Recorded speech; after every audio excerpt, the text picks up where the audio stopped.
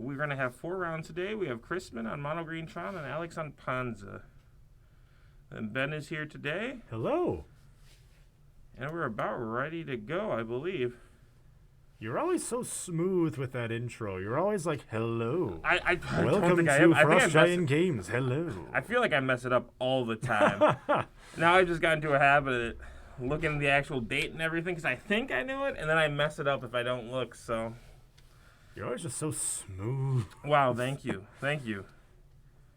Mono Green Tron against Panza. Well, boy. Well, we're going to see a lot of green, obviously. Mm-hmm. Now, this could be a matchup of, I tend to think this favors Panza. Of course, assuming Crispin can't get a fast start, I would think that this, on one side you got Mono Green Tron, which is your classic run-of-the-mill Tron. No surprises as to what it's trying to do.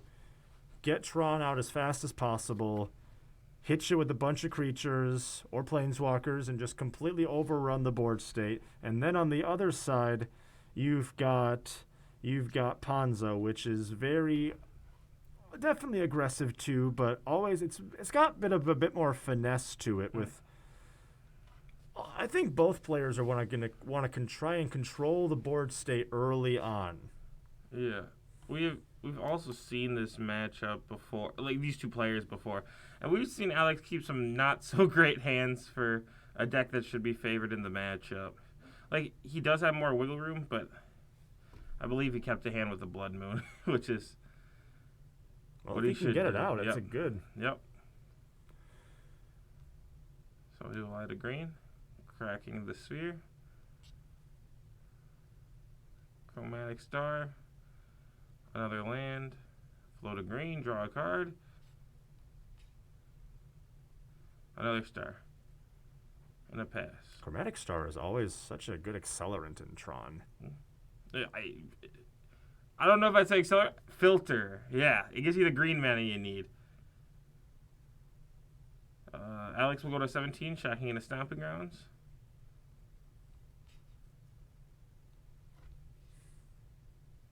So fetch shock into a Stomping Ground. I would think he would try to get that Blood Moon out as fast as possible. If that was indeed a Blood Moon. Is it not? I believe it is, but it could be anything. I believe it is. Oh, no, it was a Pillage. That's what it was, yeah. Well, hey. It was good enough. Good enough, absolutely. Destroy target land. Panza, land destruction against Tron. That's usually a pretty good idea. Mm-hmm. Sylvan Scrying the draw, pretty good. It was good for him to get that out early. Yep. Scrying.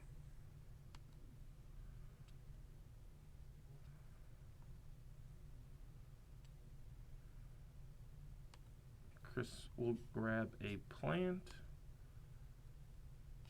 And Urza's power plant. And a pass of the turn. Alex draws Lightning Bolt. Plays Forest for turn. Bloodbraid Elf. Trigger. Jinx. And then it's Bone Crusher Giant. He's thinking about what to do. Play Stomp or Bone Crusher, but a 4/3 for free is pretty good. That's pretty good. I don't think you can get much better than that. I don't think so either.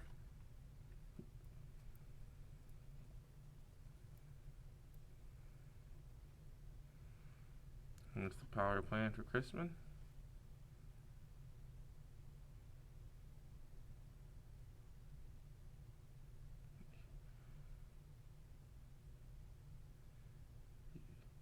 Here's another scrying for Urza's Mine.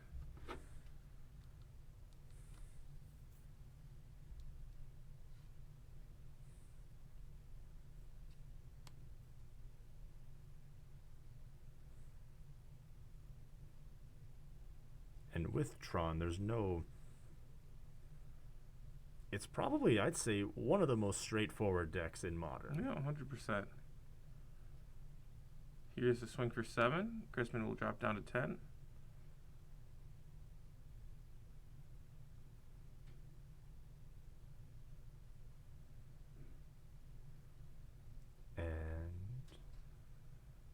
Choosing a wooded foothills is Alex.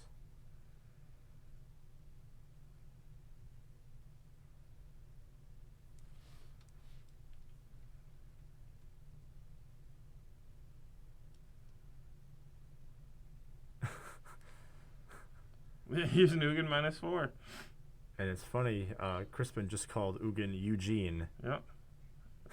We got this bolt, though, in Alex's hands, so it can be answered at least. Mm-hmm.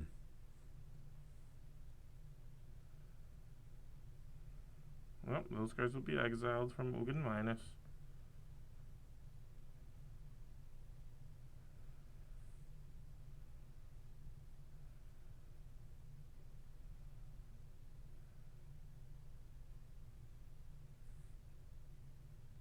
Hello, Samir. Alex will be stomped. Or Alex will stomp. Alex will do this. He will do the stomping, Yep. yes. And And here's a bolt on Ugin. Oh, or maybe on Crispin? I feel like he's trying to race. oh boy, I don't know. I mean, you would think he has more in hand if he's doing something so aggressive. Well, knowing Ponza, unless he has another way to blow up another land, like if we see another pillage, Maybe he has a Bloodbraid Elf to swing for 3. perhaps. It could be any number of things. How much life is Crispin at right now? I believe he's at 6. 6. His die currently reads 17, but we will see if we can get that fixed. I still think, oh man, I don't know. I still would have attacked. He's at 5. I would have bolted the Ugin. I just feel like you want to. That's just a powerful threat. I would think you want to get rid of as fast as possible.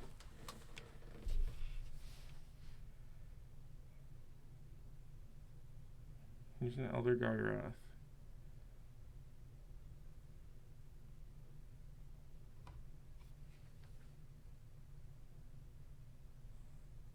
Elder Gargaroth, one of the good beefy boy to have at your Here's disposal. a mine. So that's okay. And Oh, the Crispin will win that one. Alex will concede. Couldn't beat the Ulamog. no. I guess it's kind of academic now if Alex had bolted the Ugin or not. It's just a little weird. I think that's a little bit of an early concede. He would just need 2 spells on the top that deal damage. Like, he was losing his Elder Gargaroth, but what's the point of hitting him with all those burn spells if you're not planning on just racing? It just seems a little early. You think he pumped the brakes a little too early? Yeah. Early. It was an early concession, I think. An early concession. Unless he absolutely thought that he had nothing in his hand that could answer anything. In his hand, yeah, but I mean, for doing such an aggressive play, you think he would play off the top of his library more. That's I mean, true. what if there's an Ulamog? If Crispin swings with that exiling 20, if Alex draws Bloodbraid Elf Bolt, he would just have Crispin dead. Yeah. Like there's a number of things that could have kept him in the game, or could have won him the game.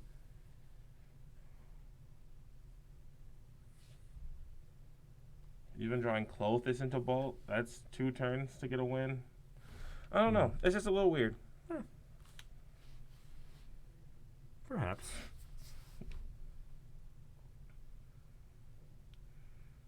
Crispin's bringing a lot of sideboard cards, it looks like. Yeah. I mean, he has to bring in his Wilts for Blood Moon.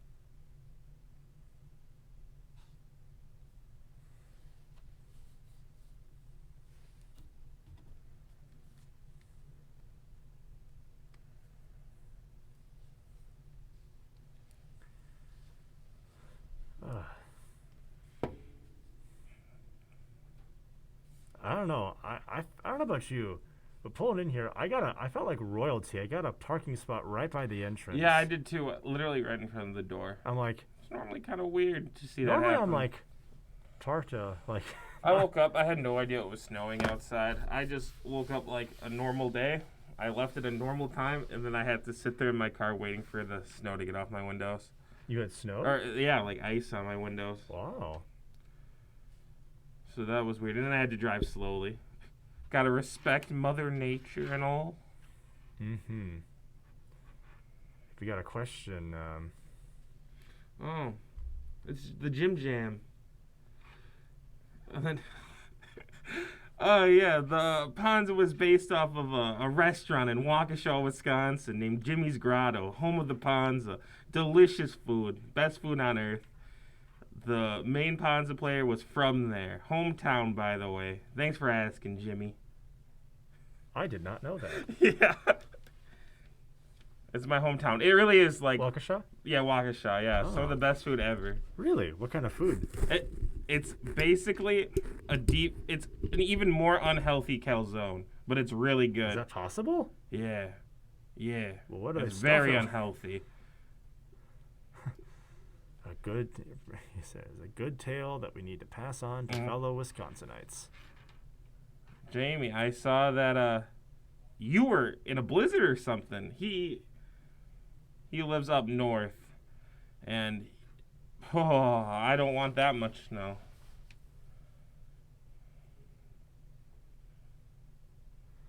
Well, hopefully, Ooh, that's an expedition map with 2 Tron lands. And a Stirrings. Here's an Arbor Elf.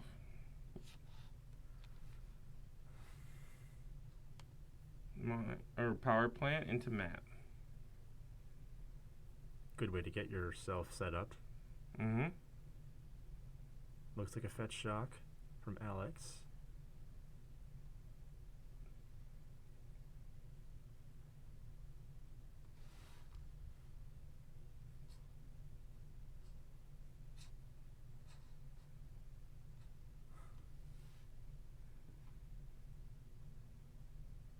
I'm on high alert for a blood moon Yeah. sighting. I think you have the wiggle room to just mull until you find it, so I imagine he has it here. But here's pillage. I think that was double pillage in hand, which might be good enough. It'll definitely slow him down. Yeah, but I mean, he needs to represent a clock and be doing something like that. Last time he just pillaged and did nothing else, really. So he kind of just stalled out a little Yeah. bit. With that map and the stirrings, like, it is putting Crispin behind, but, like, Alex isn't threatening him with anything right now. I'd say probably Well, just play this Bloodbraid Elf. You know, sometimes you need to go with the old stall tactic, I guess. Yeah. Not great, but Yeah. question is, though, how long can you really stall against Strawn before it comes back and kills you? Yeah. Guess we'll find out. So hopefully this is a Bloodbraid here. Yeah, that would definitely help to establish himself. Ooh. This is a Yeah, Bloodbraid. Right on cue. Bloodbraid Elf. 1 and a 2. Closest. That's pretty good. Yep, that is pretty good. That's establishing a board state. And a swing for 3. Okay. Now we get a little momentum going from Alex now. Crispin will go down to 17. Crack the sphere. Stirrings. Here's another Tron land.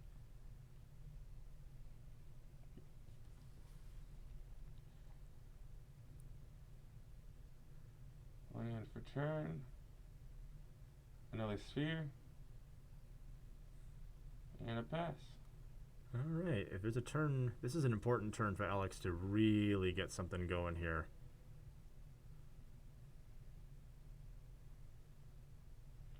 Exiling the stirrings, dealing 2 damage to Crispin, gaining 2 life. Okay, let's have Alex. He needs to build off this momentum here. Now this is where I would play the other pillage. He has the option between. Oh no, he doesn't even have the option to play Gargaroth because he exiled Stirrings. But yeah, we'll get the power plant here. And swing for 4. Yeah, already this has been a much better showing. Scrying the draw. Add a green. Draw a card. Map the draw. Gets him at least another turn. Another one. Oh, and a pass. There we go. That probably about seals it up. Assuming nothing crazy happens. Yeah.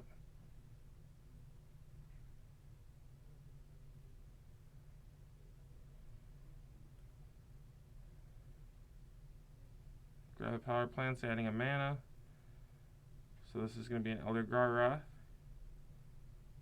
Oh, maybe not. Let's see what happened. Stomp.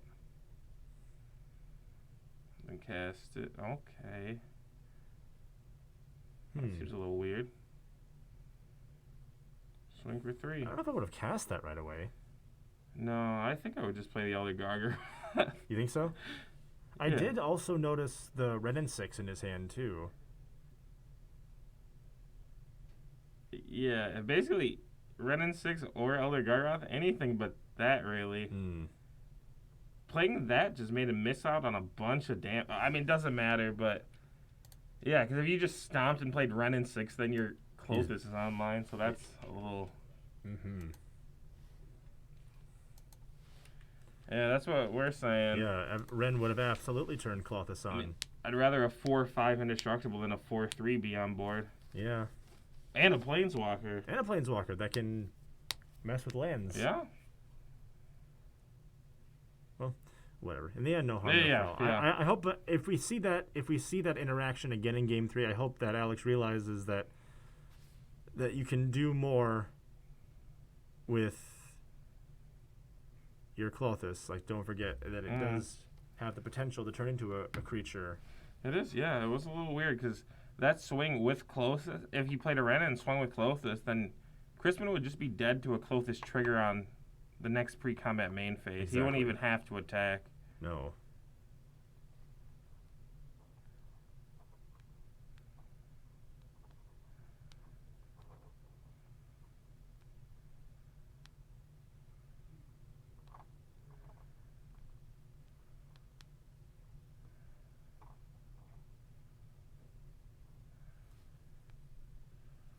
Both players will mulligan here.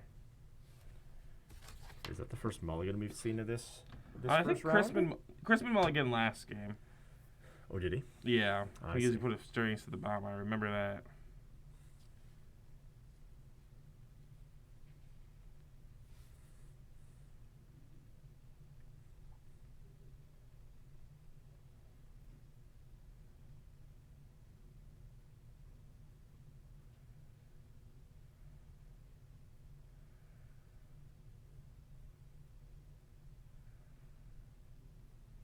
Pawns is a fun matchup. Yeah. It was pretty fun how Crispin didn't get to play the game last round. What's that? It was pretty fun how Crispin didn't get to play the game. A classic.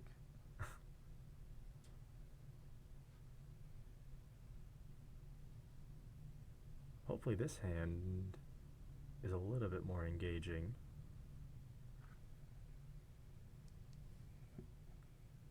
I agree with you, though. I would have definitely done either Ren or Or the Yeah. Gargaroth, yeah. Gargaroth.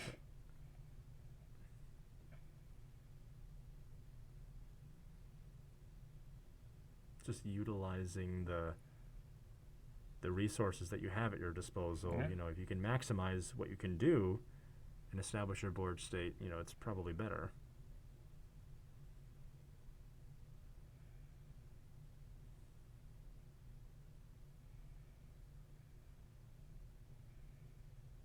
Here's a Utopia Sprawl. Naming red. Crispin will add a green, draw a card. Still want to see a Blood Moon. I believe I'm almost positive Alex has a Blood Moon in hand this game. I believe I saw it. Maybe I'm just wrong, but Maybe we just want to see it so badly that we're. Uh-oh. Goodbye, Utopia Sprawl. What was that? What did he use just now? Was that? that was a Wilt.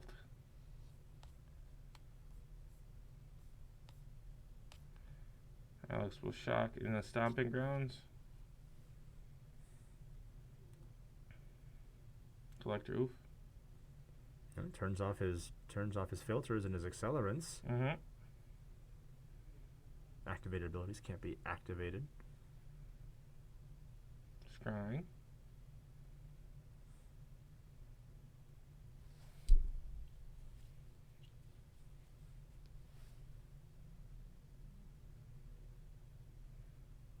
Grab a mine, play a mine.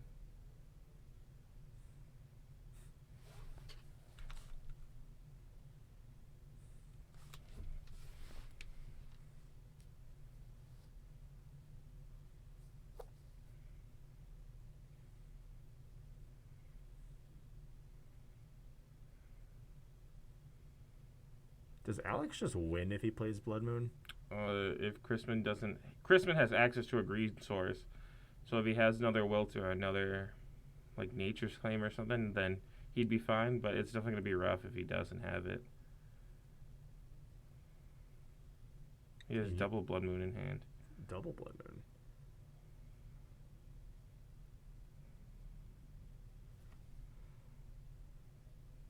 What's his play here? Do you play Blood Moon now? Yeah. Yeah, I would think so. Yeah.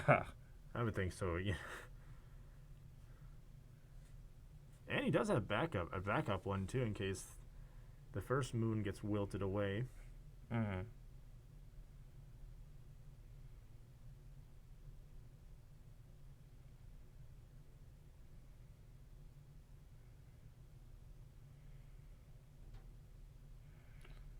Going with a pillage. Okay, going with Pillage instead.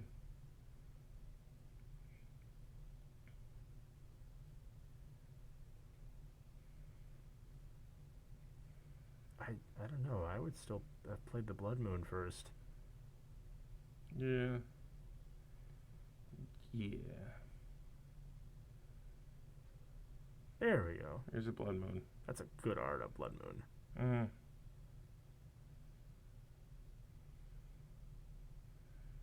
Sylvan Scrying.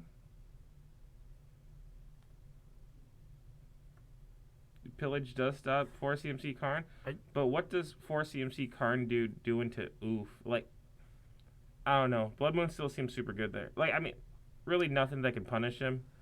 But Nothing of any relevance. I don't think Karn can do anything in that matchup. If he plays into an Oof, he gets one activation that doesn't do anything. And then here's second Blood Moon. Good for the insurance policy, if nothing else. Okay, Thragtusk. Yeah, that's pretty good. I was wondering if we'd see a Thragtusk come into this matchup at some point. I mean, pillaging isn't the worst thing in the world. No. By no means. Yeah, I'm not trying to say that. Like, it's just a little... I would just prioritize Blood Moon so heavily.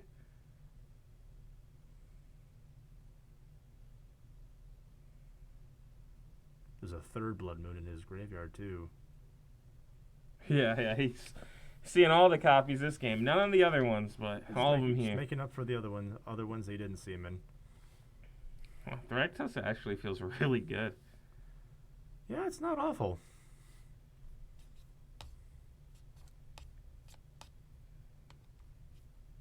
Expedition map. Probably, I think the best thing you can probably sideboard in would be Thragtusk, honestly. What does Alex do here? Sorry, main deck. Gain 5 when it enters, and then when it dies, get a 3/3 beast. That seems good. When it comes, I mean, just snap like the Oof, I think. Yeah. Yep, block Oof. Don't know if I would have swung with the Oof there. Lightning Bolt. Okay. Oh. So Alex kind of baited him in there, I think. He just wanted to make sure he couldn't efficiently block with his beast or anything like that. I think that's the right move. Yep. So Chris took 4 there, so he's at 15. Oh, Another what? That's a top deck. That's actually so good. Man. Okay, so Chris will go from 15 to 20. Like, it's crazy because Chrisman's very close to just playing World Breaker and his Karn Liberated and whatnot. World Breaker, as in the sword. What? World Breaker still Eldrazi, right? Is World that the Breaker. sword? Or is that World Ender? No. Oh, now I gotta look this up. I'm actually not positive. You have me second guessing myself. I can look it up too. Okay, World Breaker is the Eldrazi. Oh, it is the Eldrazi. Okay. Is World Ender a card? World Slayer is a card. That's Yeah, what it is. yeah. Okay. It's a bad card. I know. I wasn't. It was World something. I don't remember. Whatever. Stop, Alex. He tapped Stomping Ground for green. When did he tap it for? Oh, we passed it. Honestly, yeah, we passed it. But we'll let him know after the game just to keep an eye because he does that quite often.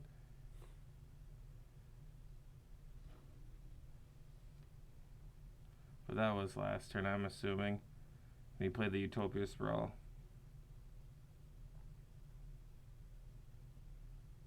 I would think so.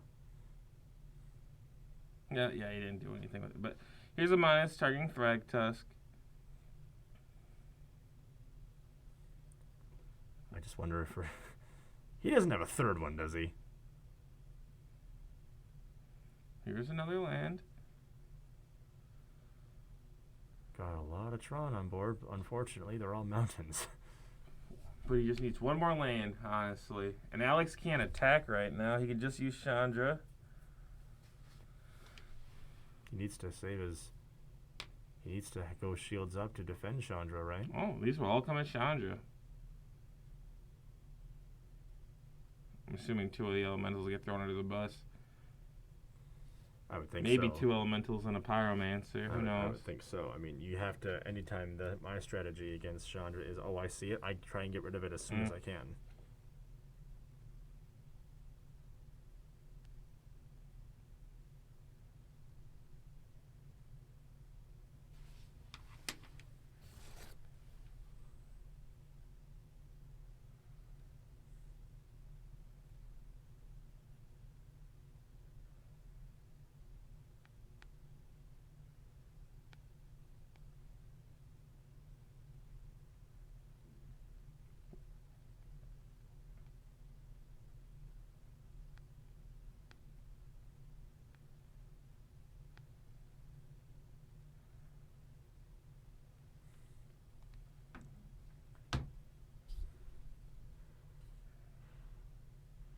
Oh, he's got the.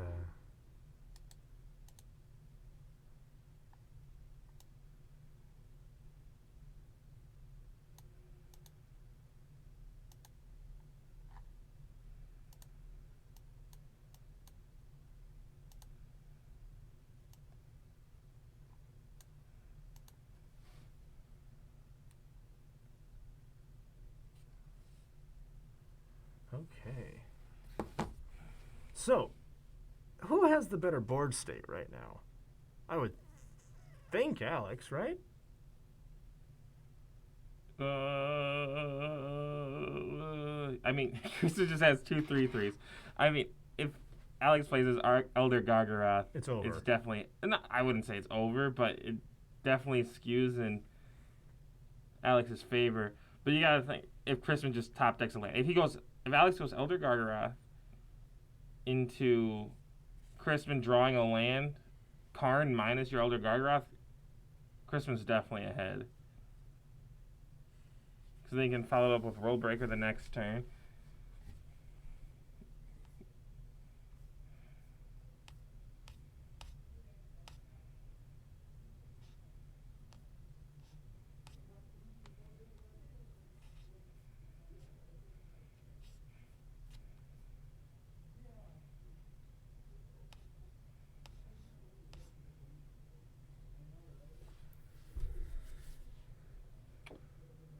Ugin's 2 lands away right now. Sadly. Yep, Ugin is still. Unless you're talking about the ineffable. But I assume he means the. I know Chrisman runs it, but I think he means the Spirit Dragon.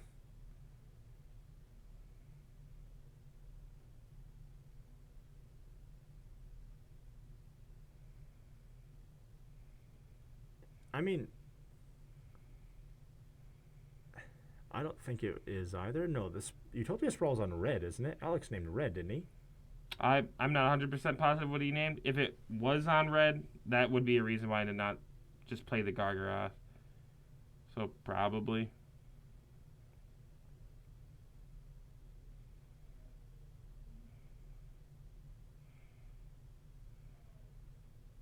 Swing for 3.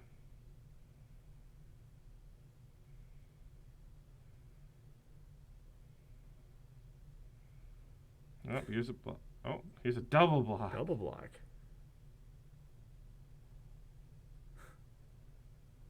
Interesting.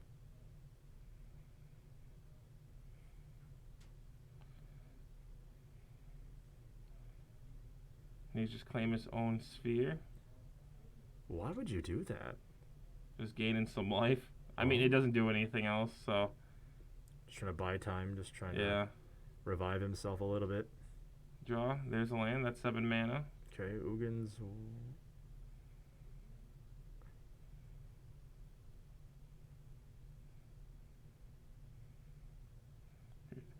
Here's Worldbreaker. Exile Klothys.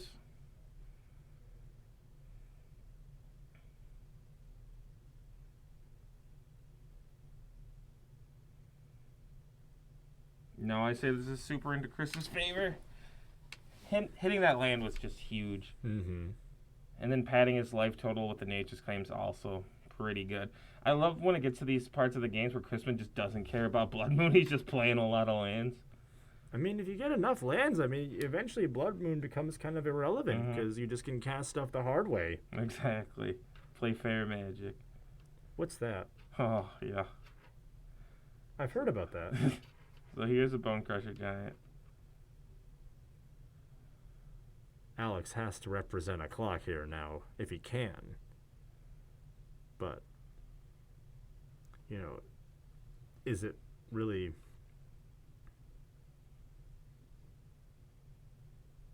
worth it at this point? 2 cards in hand.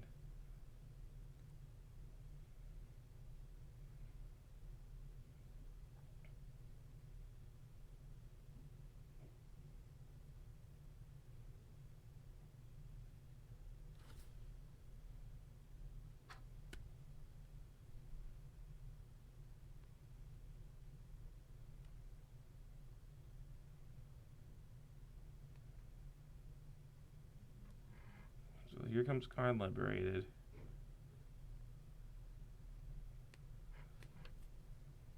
Yep, there we go.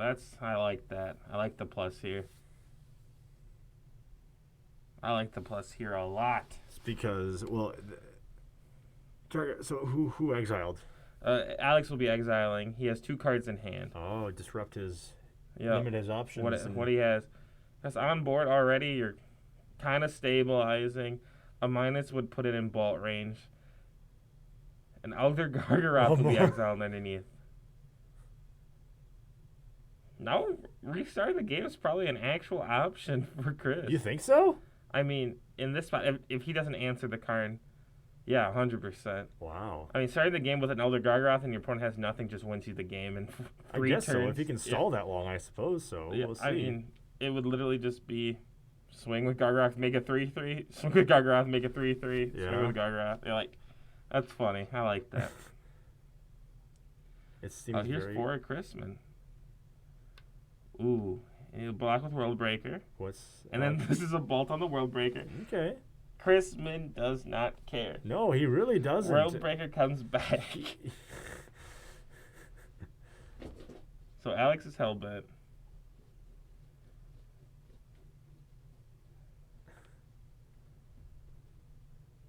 Is Alex just a dead person walking at this point? Or I still think it's close. You still think it's close? Even knowing the fact that Worldbreaker comes back. Yeah, because he can't. I'm pretty positive Worldbreaker can't. I think it's 3 to activate. It can't come back this turn. Let me find it. And I think you specifically need a colorless mana to activate it. And Crispin's lands are mountains, so. Yeah, that's true because of the Blood Moon. Yes, so. I think it specifically needs color. I could be so wrong. When you pay. So you pay 2 colorless and an Eldrazi mana, sacrifice a land, return Breaker from your graveyard to your hand.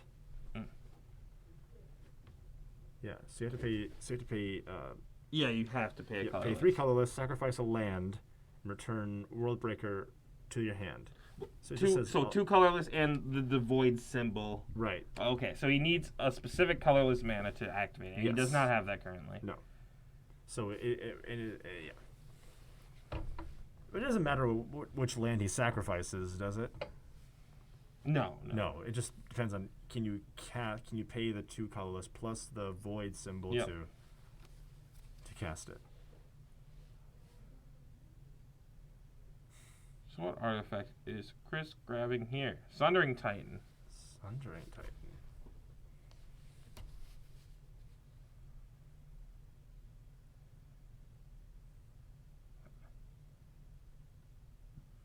I think he's deciding if that's what he actually wants to go with.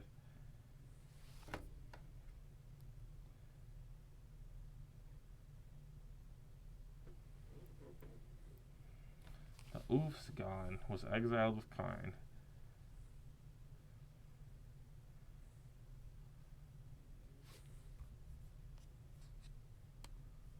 Yep, we're grabbing Sundering Titan. Crack Expedition map. Probably finding Sanctum of Ugin here.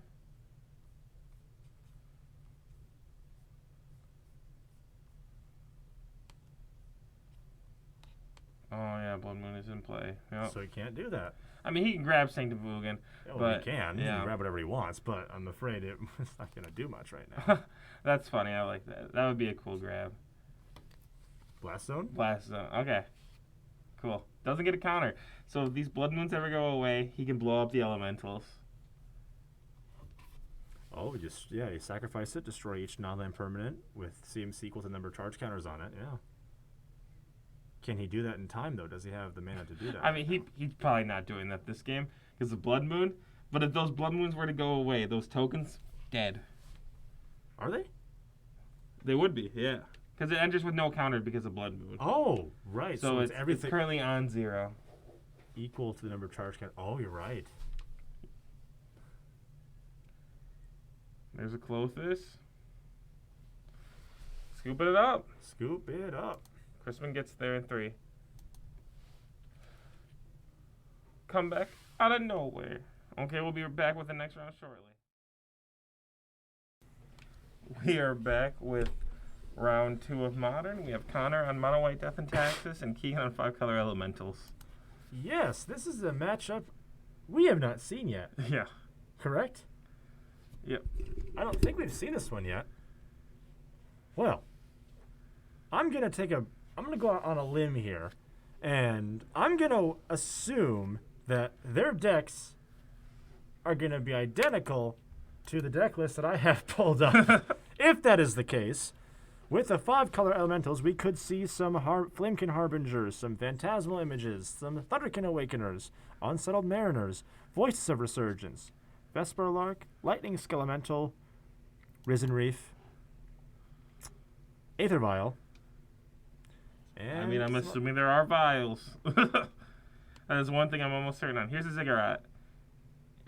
That's Flamekin Harbinger, I think. Flamekin Harbinger. When it comes into play, you can search your library for an elemental card, reveal it, and then shuffle your library and put that card on top of it. Yeah? That seems good. Yeah. So you could search out maybe Awakener or... Risen Reef. Risen Reef, That's yeah, what he there you chooses. go. Another Risen Reef. So when that enters the battlefield, you look at the top card of your library. If it's a land, you put it into the battlefield tapped. If you don't, put that card onto the battlefield. Put it in your hand. That card sucks in Standard. I hate that card in Standard. Oh, it sucks like that. I thought you meant like it was bad. I was like, that card's too good. No. I hate it in Standard. Okay. It sucks because I always lose to it. Yeah, it's a very good card. It's just some value engine, a 1-card value engine, basically. Hope the engine breaks down. I hope he draws another one. I hope he just chains them. Ew. Plays his whole deck on turn 5. Can he not? That would be. Here's would a be cavern, naming elementals. Good. Naming elementals and Unsettled Mariner. Yep. That's a card I see in humans Mariner's sometimes. so cool. Yeah, When it it's a really when good it- card. When a permanent you control becomes the target of a spell or ability an opponent controls, you counter that spell unless its controller pays 1. Here's a Wahi Ballista. What a coward. Ooh. Playing. I hope this is actually Death and Taxes and I'm not just completely wrong. I was told mono white, and I know Connor plays Death and Taxes in Legacy, so I just kind of assumed. It is not on my deck list, so we'll see.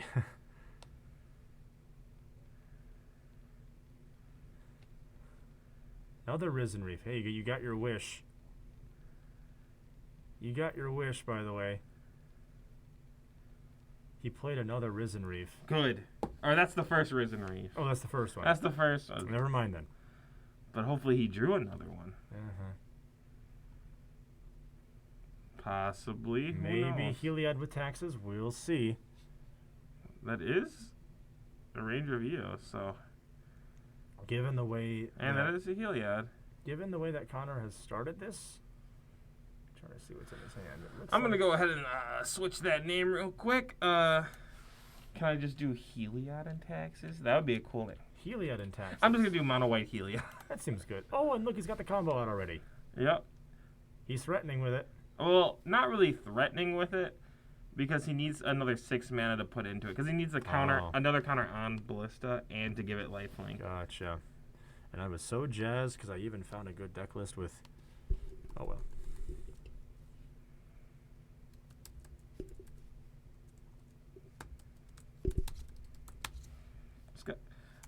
What is it? The Skyclave Apparition? That's kind of taxing. That is a card that I need to get for humans. That card is nuts. That card is just so good. I need to get 3 of those for my sideboard for humans. Oh god.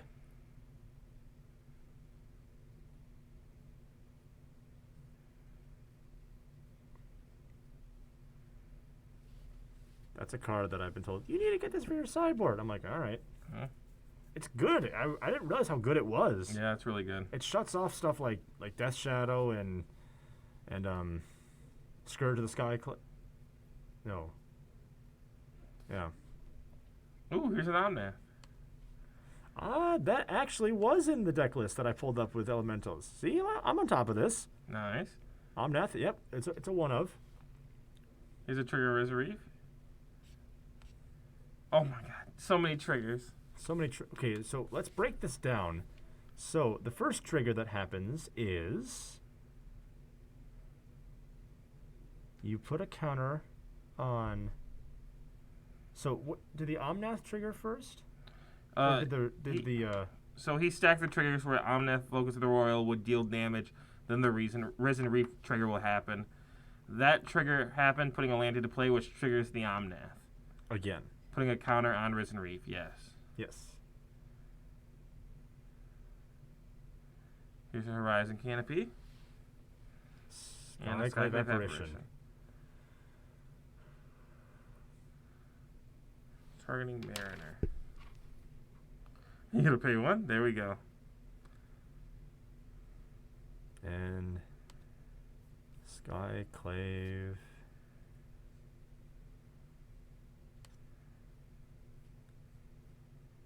Skyclave Apparition. When it enters the battlefield, you exile up to 1 target non-land, non-token permanent you don't control with converted mana cost 4 or less. And when it leaves the battlefield, the exiled card's owner creates an XX blue illusion creature token with X is that converted mana cost of the exiled card. Oh my god, here's new Omnath. Another one. That's 2 triggers off that. Trigger, yep. Trigger. The draw off the top, and then Risen Reef trigger. Oh, played it perfectly. Here's land into play. Trigger me timbers. Trigger. Gaining 4 life. Oh my god. What is happening right now? Oh There's my so many gosh. triggers. I love this deck. Oh. Here's a fetch. Another trigger, gaining 4 mana. So, is this an infinite combo right here? No, it's not infinite. but a lot of triggers happen. So right now with this, the second land entering, he's going to add 4 mana to his mana pool and then put a 1/1 counter on an elemental he controls. That's about it. That's about it right now. When he gets to 8 lands, then he starts drawing cards and it gets... Then it gets nuts. Yeah. Well, I guess it's technically not infinite, although... It's a lot of value. It's a lot of value really quickly. All I know, if Connor was playing Death and Taxes, it probably would have been a lot worse for him. At least he has the option to randomly combo. Red-green floating. There's a Mariner. Trigger. Reveal the top, or not reveal, but draw a card, put the card into his hand.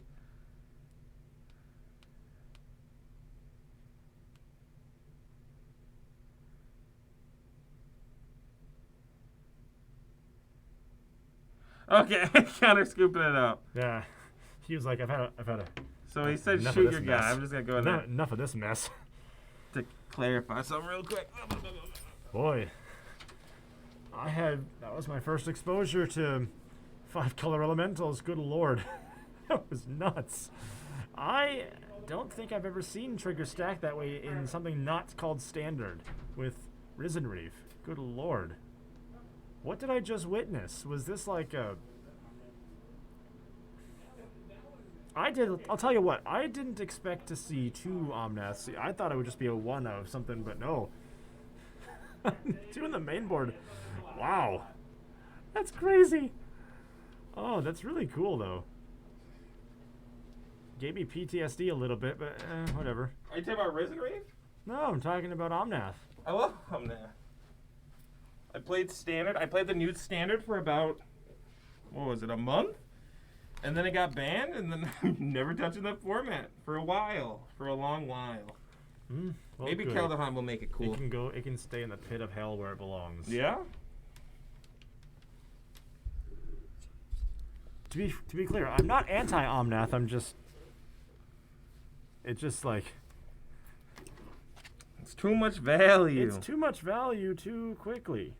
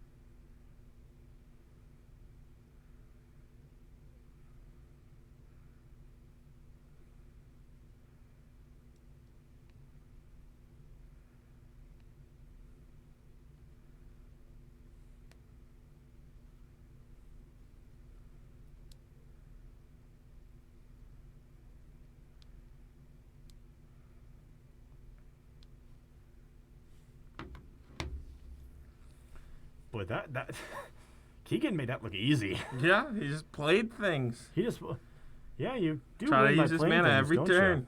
ya?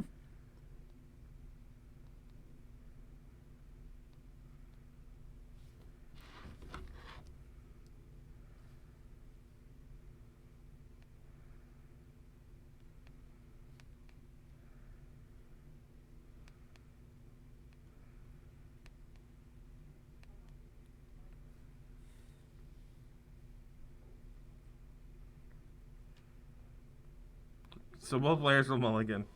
Mm-hmm.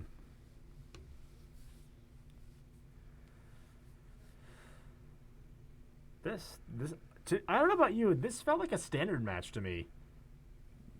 with all the degenerate trigger combos and trigger stacks, that felt like a standard match to me, especially with the Risen. I the miss Risen Risen Reef. Reef, honestly. What a fun card. I think you and I have 2 different definitions of the word fun, but that's okay. Risen Reef is fun. You live off the top. You know? That's how Magic should be played. Play what you draw. Play what you draw. Mm-hmm.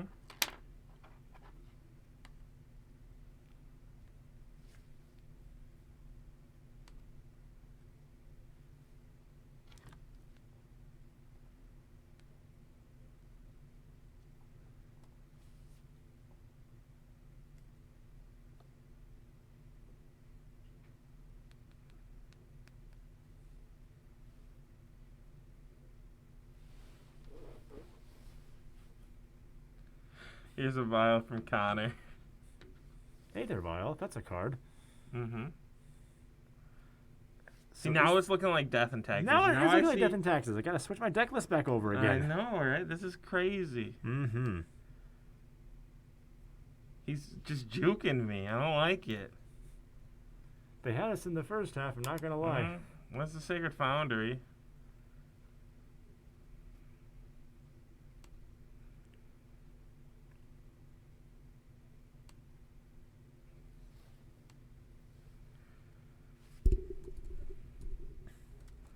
Here's a Harbinger. This is starting to look okay. Well, we'll see with the Aether Vial. I don't see many Heliod decks running Aether Vial unless it is truly There's a Mariner. Death and Taxes. Hmm. Or Heliod and Taxes, or some weird hybrid of the two. I don't know. Yeah. I'm just gonna get my list I had up from earlier.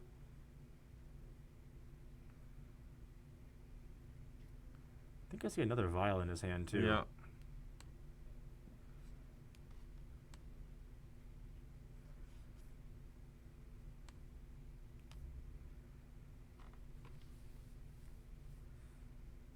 There is another vial.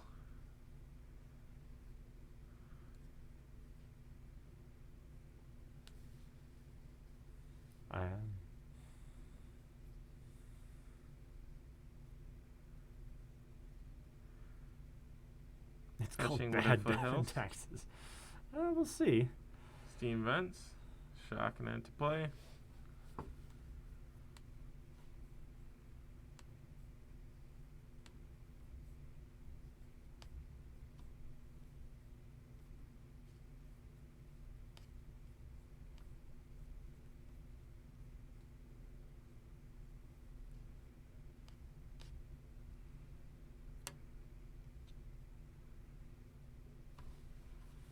There's the Mariner.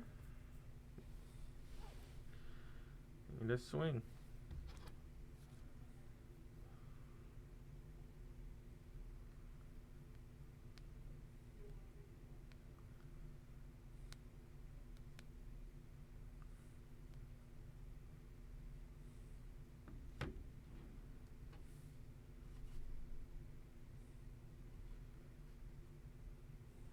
Takes one. And the Giver of Runes. Yeah, Mhm. this is looking more like Death and Taxes now. But who really knows?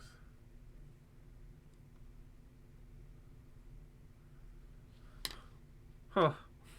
I don't know if I can do that. He might bully me.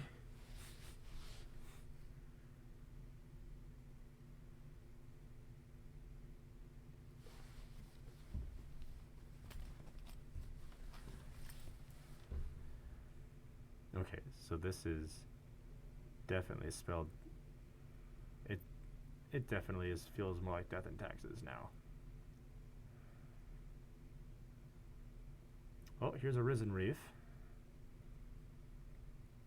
And an Auriok Champion. Violet and Auriok Champion. Ah. In response, Violet and Auriok Champion gain a life off of that. That's pretty good. It's a neat little trick.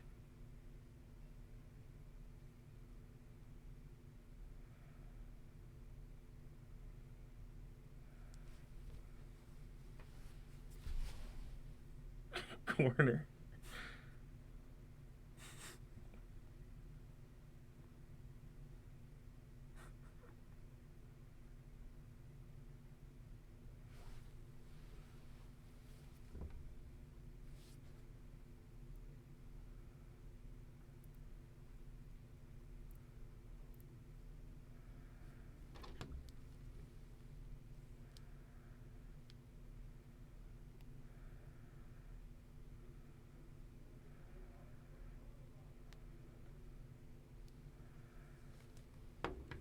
So the vials right now, I think both are on. I don't know. Are both on? One's on. I think one's on 2 and one's on 3. Is that right? Yes, those dice are the worst. It might be 3 and 2. Those are the worst dice I've ever seen in my entire life. I think the one on the far, the one on the bottom of your screen is on I think it's 2 and 3. Yeah, I think the one on the I bottom of your literally screen is cannot 2, tell. and the one next to that is 3. Just gonna scream at him. Just a lot. Scream? That's not good. I don't want to scream. Oh, that I one. think that is 2 and 3. Yeah, I am nearly 100% positive that's 2 and 3. I think so too. But I'm still filled with rage Why are you filled with rage? because of those dice. Oh.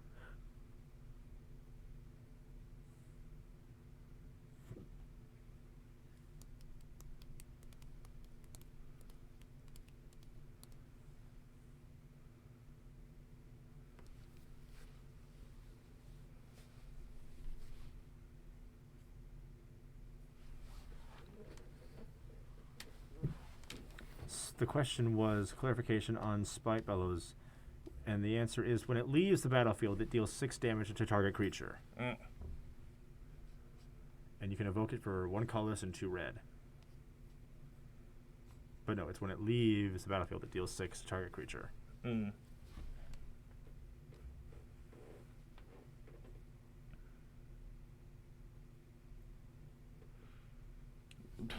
Keeping up with this random stuff happening. That Thunderkin Awakener is really cool, though. Oh, there's Heliod. Violent in. Violent a Heliod. Wait. Can you violent Heliod? Yeah. It's a creature enchantment in your hand. Oh, so it's only Only not a on the creature. battlefield does it matter Got if it. it's a creature or not. Whoa, cycling a Triumph. Whoa. Crazy. That's crazy. While on 1, put in a Birds of Paradise.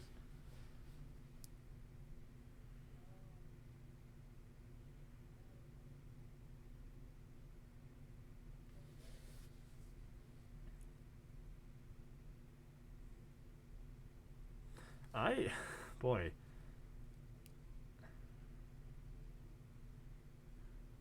Where do we even want to begin to break this one down? I don't even know. I'm just letting it happen, honestly. I I'll guess try to so. say what's happening, but I basically give up. Don't give up. I give up. Why do you... Keegan has taken everything from me.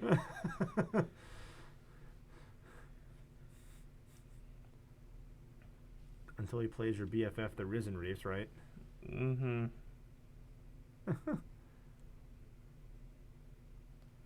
Here's a Risen Reef. Hey, there you go. That's value. I like that. You feel a little bit better now? No. No, I don't. This Aw. Heliod is really good in with the champion. That's Auriok champion, right? Yeah. Okay. Oh, yeah. That's pretty nutty. Auriok Champion with Giver Runes, that's pretty good. Gives you a wide range in terms of protection from stuff.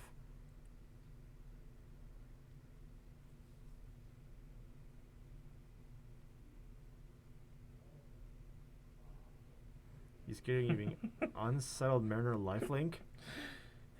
Huh. What? He gave Unsettler Mariner lifelink. Why? He get it because he was testing Keegan to see if he was gonna remember that it costs 1 more. Oh, so trying to see if he... Yeah. Okay. A little gamesmanship there. I get it. All right.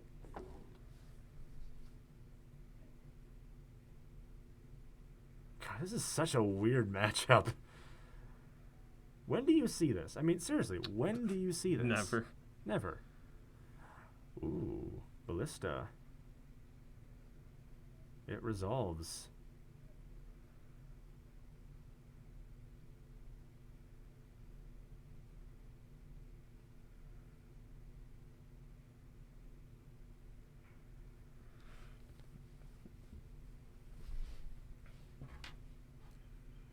Upkeep, counter on the vial. Count on the vial. Draw Risen Reef. The value engine, it begins now. You don't feel, even though you feel a little bit better now. No, I don't.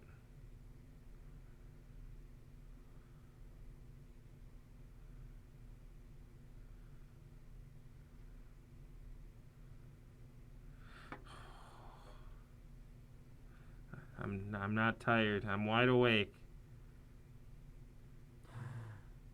Well, that's good. Mm-hmm.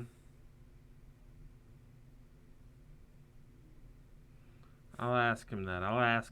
So the question is, what deck he was running for the 2013 season champ?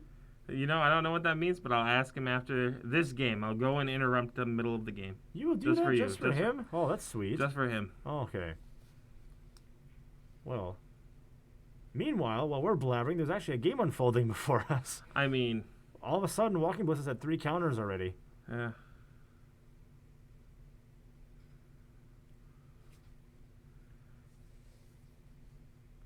Let's see if Connor just wins here. I believe he does, but Because I could he's be got the wrong.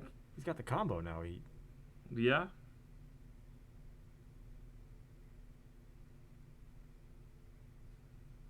Giver.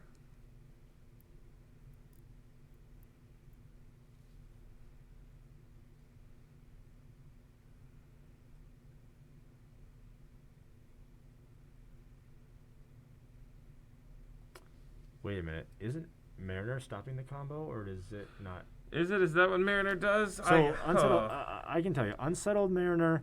It's whenever you, well, it's whenever you cast a permanent. No, whenever you or a permanent control becomes the target of a spell or ability, It does. you counter that spell or ability unless its controller pays 1 extra. I actually did not know that Mariner said you. I thought it was only I thought it was only creatures you control. No, That's it's cool. when That's you a or fun a permanent bit you of control. It's not information. just creatures; it's a permanent you control. Mm. So that may actually be stopping it. You're right, because you'd have to pay 1 for each one, I think, because it's a multiple triggers. So you have to pay 1 mana for each one. Wow, good catch. That's a good, yeah. So get rid of the Mariner Yeah. if you can, if you want to get that combo up. Oh, there's the lightning skelemental.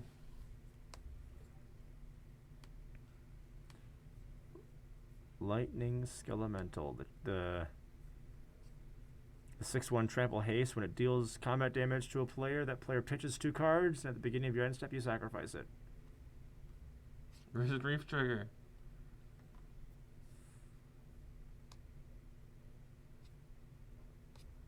So it doesn't last for very long, but is this still only game 2? Yeah. Oh boy.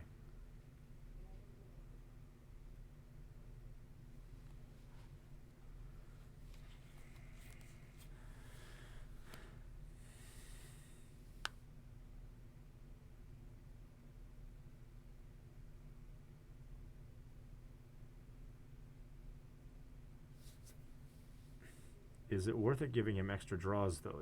That's the question. You know, who knows?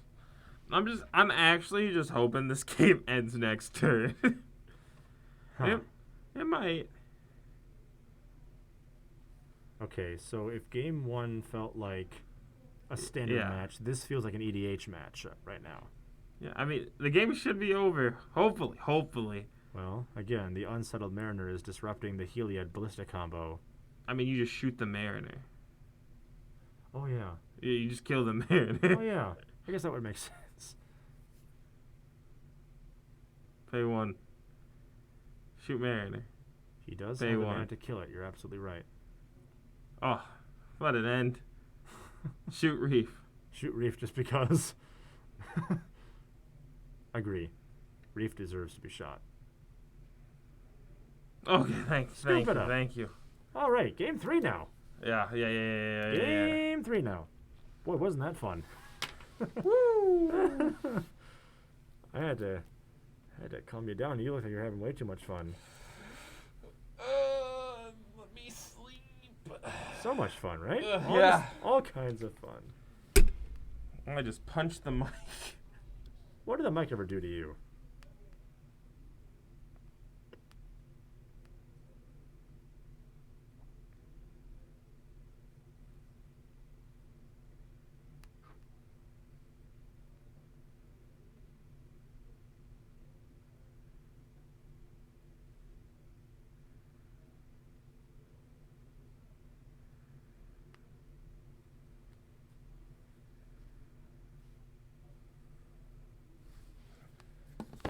what will await us in Game 3?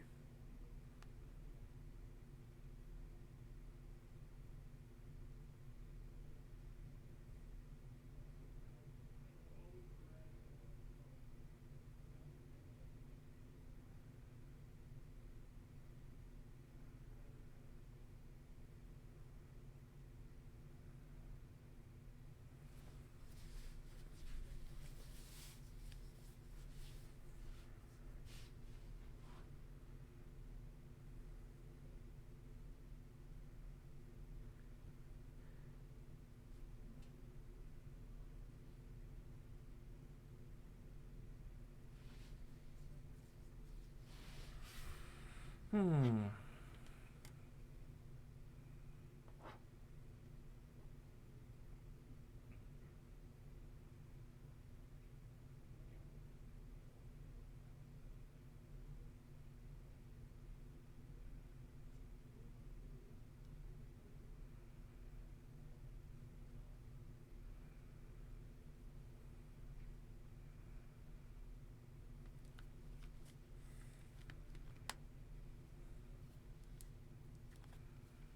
All right, this will be fun.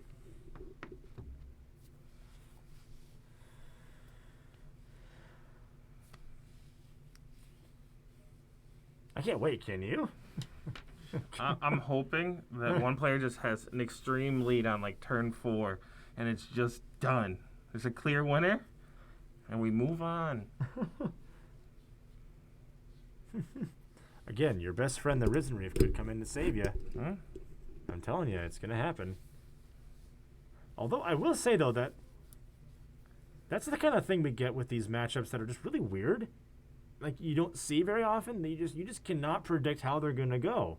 Yeah. And, you know, in a lot of the meta decks, you know, the games will typically have the same flow to them. But, like I said, this one felt like, first game felt like a standard match. Second game felt like an EDH match. It took so long. Yeah, that's double Omnath hand. That looks like a good hand with Keegan.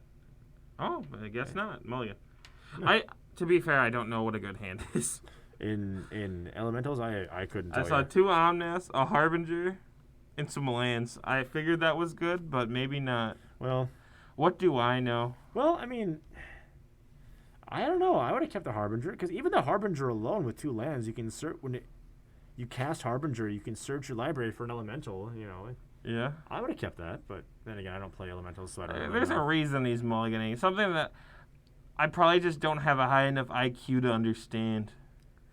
I mean, whatever IQ you have, it's absolutely higher than mine. So Giga Brain Connor.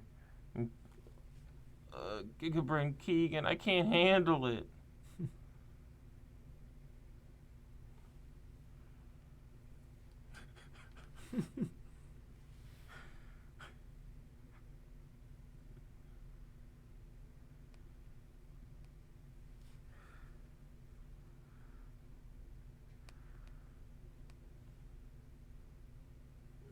Oh!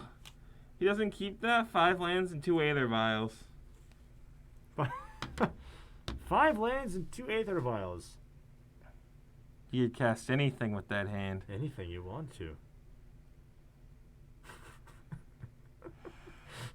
So Connor's mulling a 5.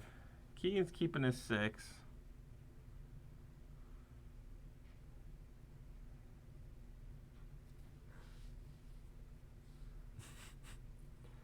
I wonder how. He turns himself into an elemental. Genius. Conair. Konar. Con Air is gone.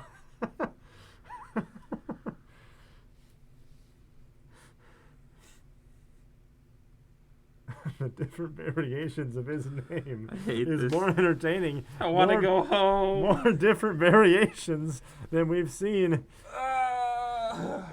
We've seen in this game. Yeah. Okay, well, Birds of Paradise dropped down with. Okay, we got 2 accelerants in play already. That's Flagstone. That's a pretty good draw.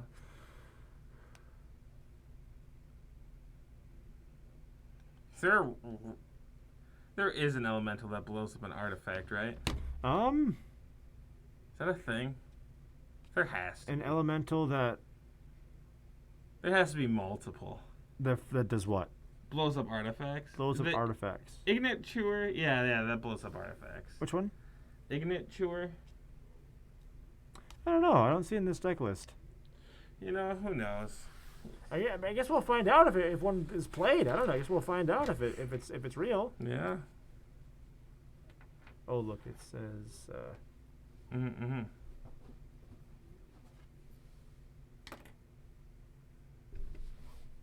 Hey, do you think Connor kept a hand with 3 lands and 2 waiver vials this time? He just pitched a Heliod, so I'm gonna say no. Oh, yep.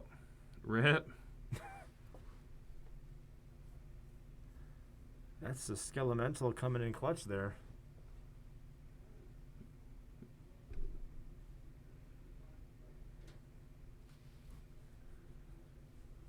Ignet Chewer. Risen Reef. Hey, your best friend. Again.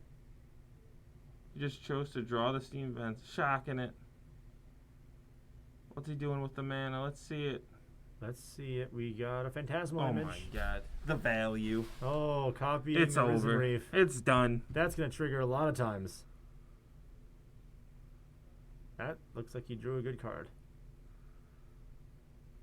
And to answer everybody's question, yes, Ignet Chewer is indeed an elemental, and that, I believe, can mess with artifacts. Probably didn't bring it in just for Vile, but you know, it exists. For those of you at home keeping score, Ignet The Chewer is con man. Con man. Ignet Chewer is a 5-mana 3/3. When it enters the battlefield, destroy target artifact. You can evoke it for a red mana.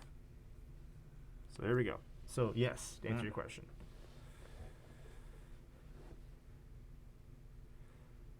Oh gosh, Omnath with a double Risen Reef. Yeah, it's over. Oh, or hold on. The Apparition. Trying to figure out how they're. Hey, he better put that land into play tapped. Yeah, he better. Hey. All right. Okay. I was gonna go and fight him. Trying to You cheat con man over Could here. have just walked in and just tapped the land and said nothing and then come back here. You could have just said that. That would have worked Connor's too. keeping him honest. There's a Mariner trigger. So what did Connor exile with the Apparition? The Phantasmal image. It was sacrificed. Yes, because if it's targeted, it's automatically sacrificed. Yep. That's a neat. So one time I was playing against Nick, and he gave. I had a Mantis Rider I had a Phantasmal image copying Mantis Rider, and he gave it lifelink, and it got rid of it. It happens sometimes. Yeah.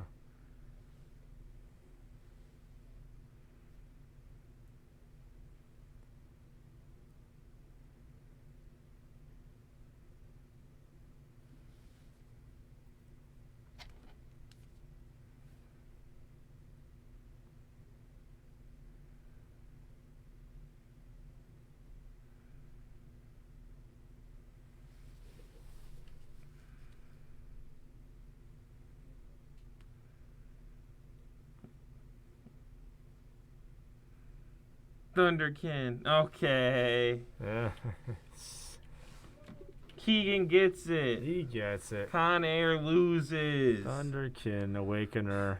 I'm Yep. gonna go away for a little bit. When We'll be back when it shortly. attacks, you choose target elemental creature card in your graveyard with toughness less than Thunderkin Awakener's toughness. Return that card to the battlefield tapped and attacking, and you sacrifice it at the beginning of the next So he brought step. back the Skelemental. Brought back the Skelemental, just overpowering and short-circuiting everything and just killing it. Yep. So we'll be back.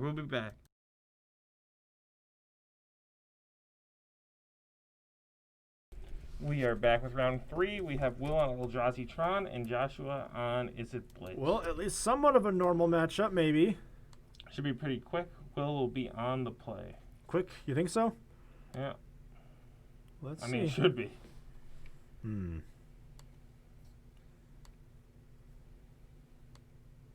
At least I would assume so. We assume a lot of things, but as we've found out tonight so far, not happening.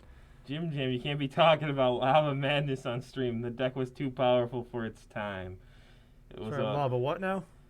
Professor Jam and I used to play Standard, but when we would go to FNMs, we would find random deck lists on TCG Player, and they were just awful a lot of the time, but we would just build them and play them.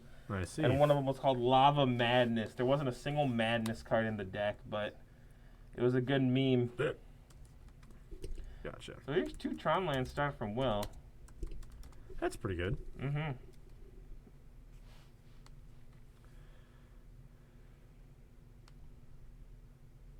One Ballista for 1.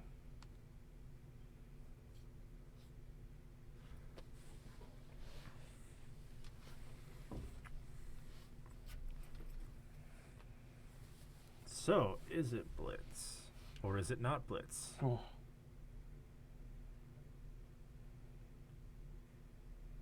Feel free to laugh at that.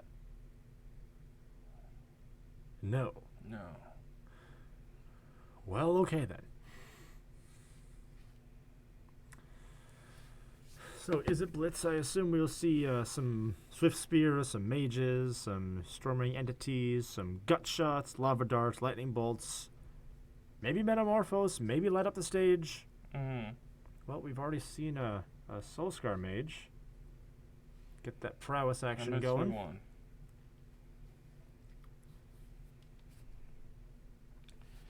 Lose 2 life, Mutagenic Growth. Is that Mutagenic Growth? Yep.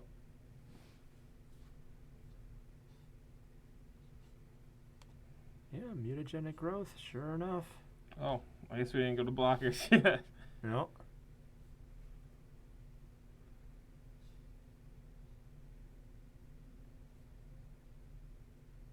Stormwing.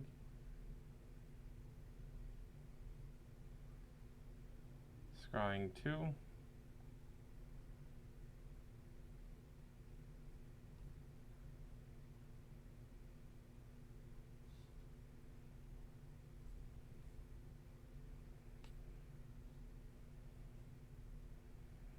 Mana Reshaper the draw.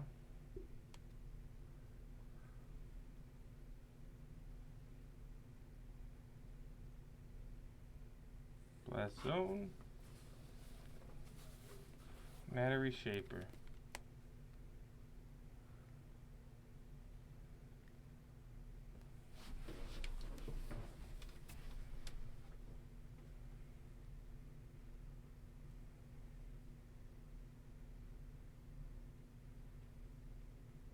Fire Islet.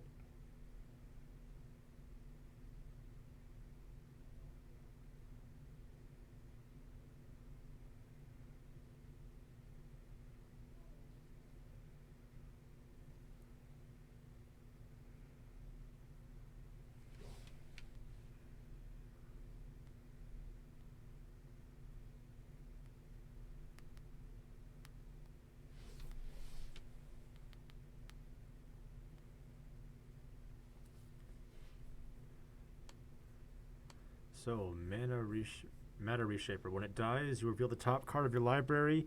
You put that card onto the battlefield if it's a permanent card with converted mana cost 3 or less. Otherwise, it goes to your hand. You may put it on the battlefield, right? You may put it. Yeah, yes. yeah. You may put it. Yes. Sorry, it is a may ability. I was like, because sometimes these lists play Endless One, which is 0 mana, so if you reveal that, you don't want to be putting that into play. Mm-hmm.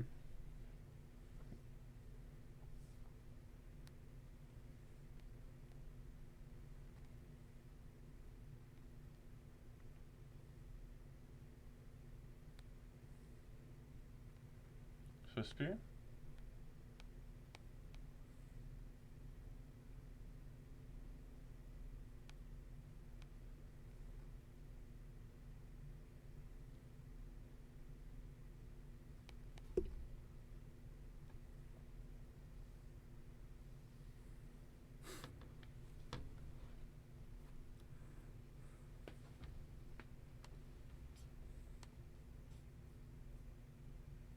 Oh, there's a Stormwing entity in play. Mm-hmm. The So that's Stormwing stop. entity. prowess. A 3/3 flyer with prowess. Tron assembled.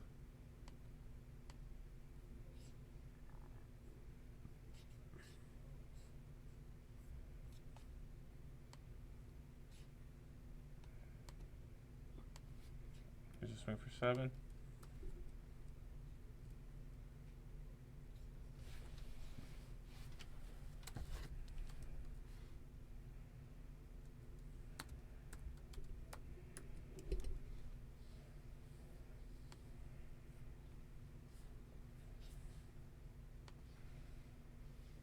Okay, another.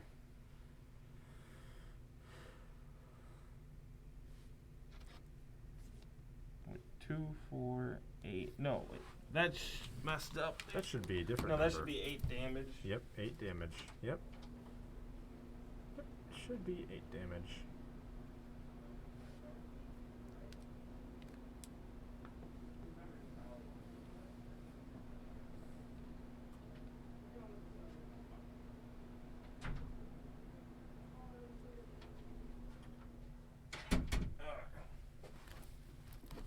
Just clarifying, it was 8 damage and not 7.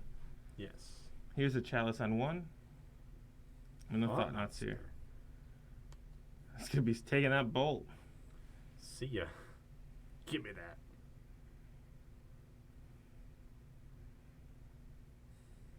It's just gone.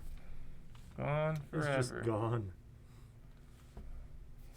Let's see if Stormwing Entity can get there.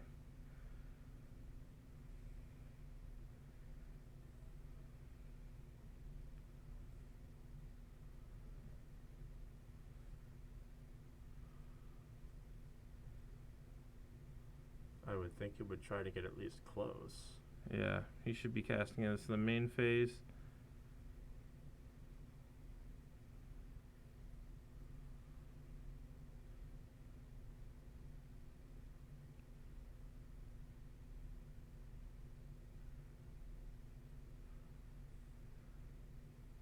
Metamorphos red blue.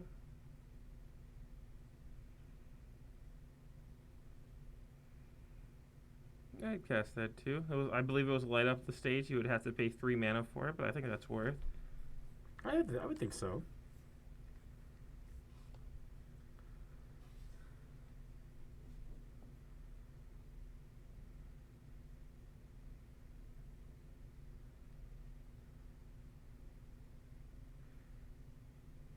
He is really thinking.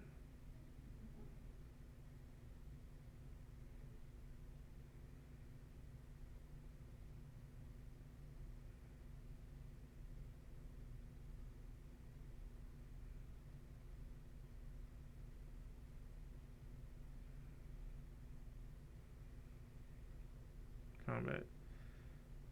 Swing 4. Damage.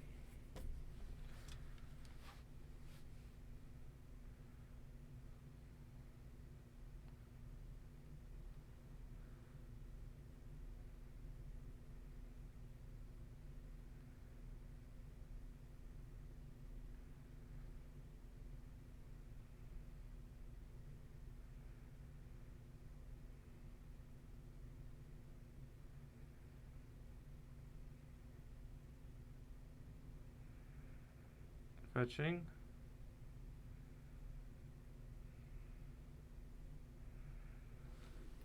And line up the stage.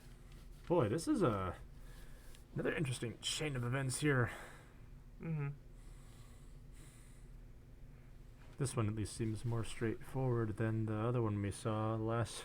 Yeah, I probably would have just cast that there on the main phase, because waiting to cast it for 1 is the same as casting it for 3, since you had 2 mana floating there. Hmm. There's another Soul Scar Mage and a Sprite Dragon. So you're saying he could have had himself 2 additional mana. He could have spared himself 2 additional mana. He wouldn't have spared anything. So he had 2 mana floating already from the Metamorphos when he Right. drew into it. I So see. either way, it was basically going to cost him 3 mana, whether he played it main phase or post-combat. Because post-combat is reduced by 2, but you're losing 2 mana passing phases. So it's basically 3 still. and you could have drawn like a lightning bolt or something, or exiled the lightning bolt to attack with all of your guys into the Thought-Knot Seer. Right. Lava Dart would have been good in that situation, too. Lava Dart would have also been amazing, yeah. Here's an All is Dust, sacrifice all colored permanents.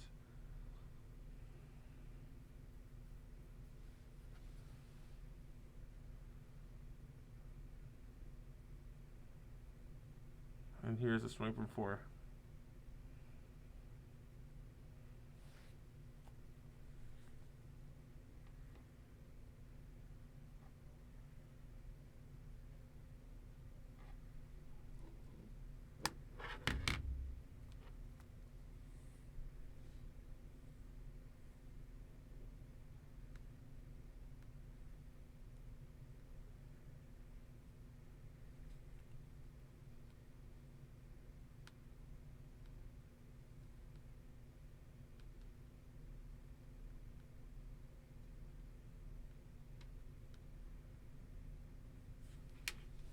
Two mana to play the Sprite Dragon.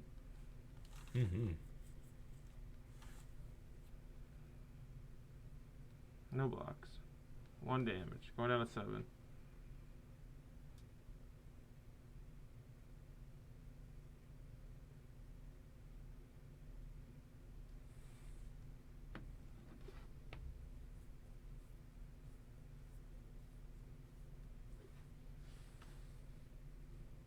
Passing the turn.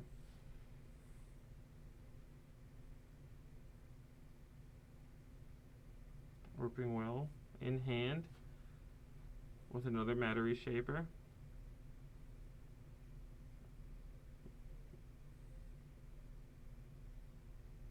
Swinging for 4. Joshua falls to 7. And a pass of the turn.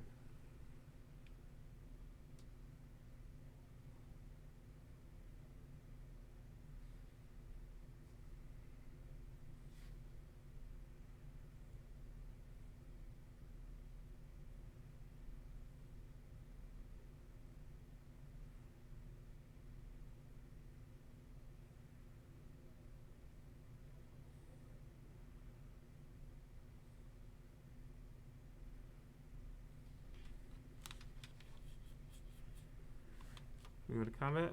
Swing 1. No blocks. There's a Lava Dart.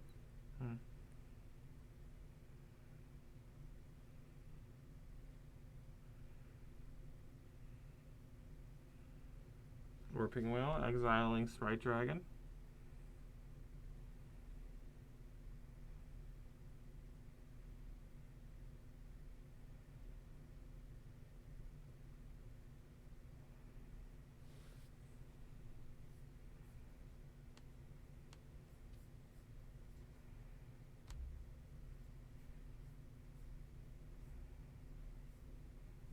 Three, losing a life to play Bone Crusher.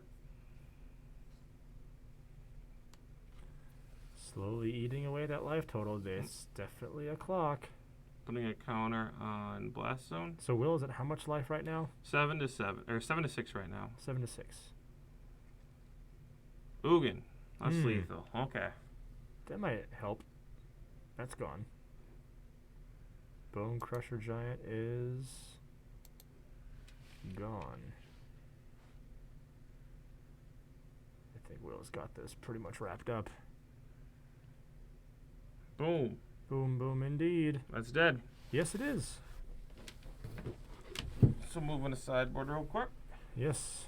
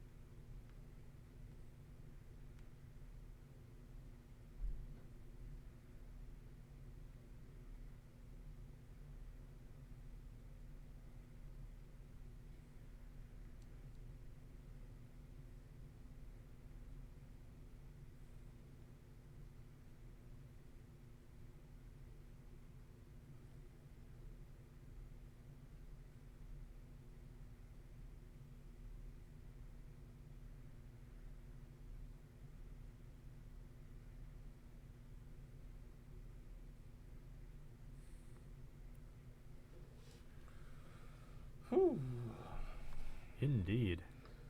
Well, sleeves on Josh's playmat. The sleeves and the playmat are really cool. Yeah. It's just Starry Night, but with a The dragon. dragon, yeah.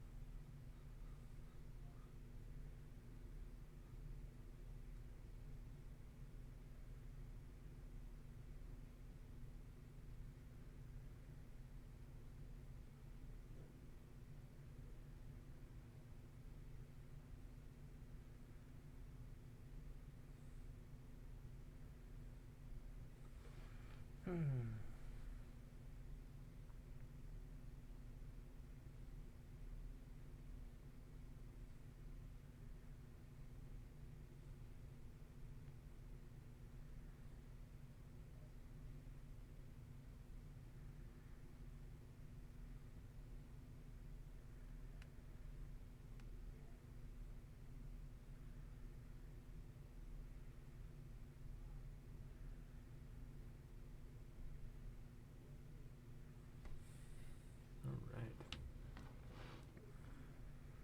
Players will draw their 7.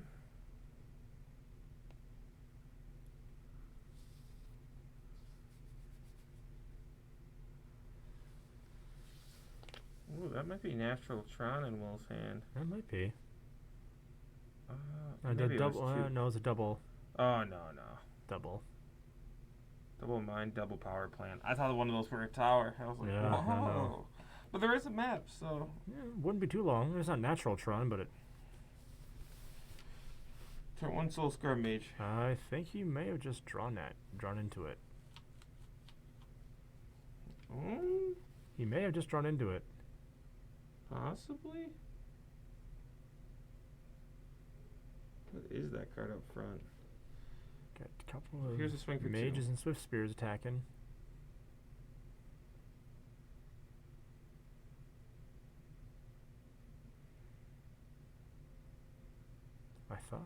Fast turn. Thought I saw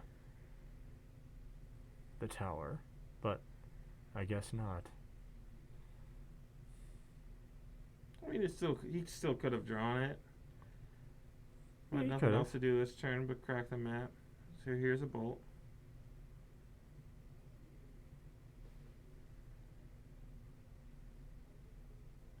So we'll drop down to 11 here.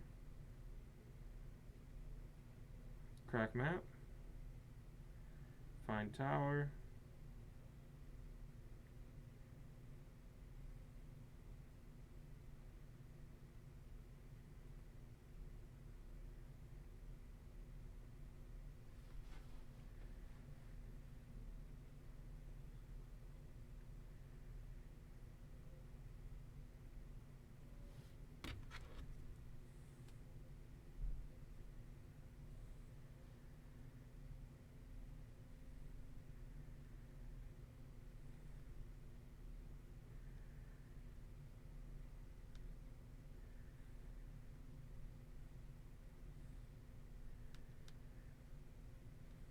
So here's the tower. 7 mana available. Available with an Ugin in hand. Ugin in hand. Ugin's plus here seems pretty good. It does.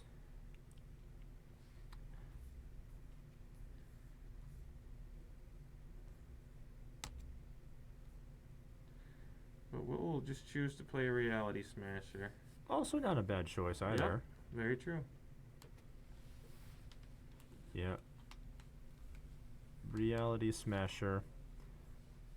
It's a 5/5 trample haste. When it becomes the target of a spell an opponent controls, you counter that spell unless its controller discards a card.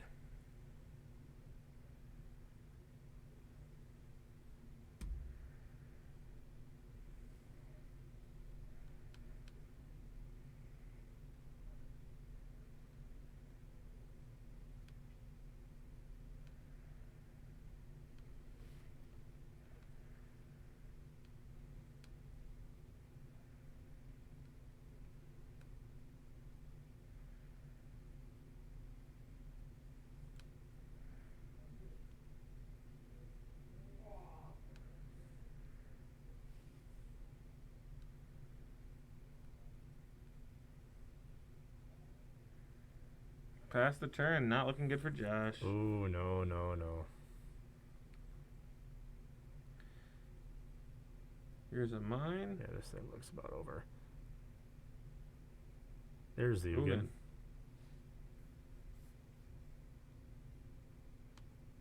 Minus Ugin to kill Soulscar Mage. We got this -3. Destroy target permanent. That's one or more colors. Oh, another Reality Smasher. That's dangerous. Swing 5.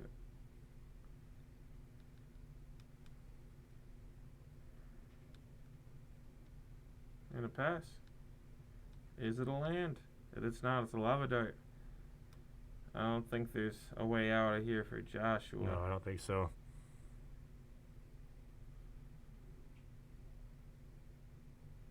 The only reason to not smash was just reckless abandon. I think it's purely because he hasn't played a land. So No. if there was a world where it was like Manamorphose, Manamorphose, Manamorphose, Lava Dart, that would just be game. Yeah. So I would do the same thing. I would only swing with one. And even if he swing with both, it's still going to be a 3-turn clock because he has a blocker. Exactly. So doing it like that, it really doesn't make a difference. But see, Well, at this point, like I said, it's not that it really is a huge margin of difference. I mean, this thing is. It was going to be a 3-turn clock regardless. Yeah, it's a clock no matter how you slice it. So I think it's just a different way of doing it.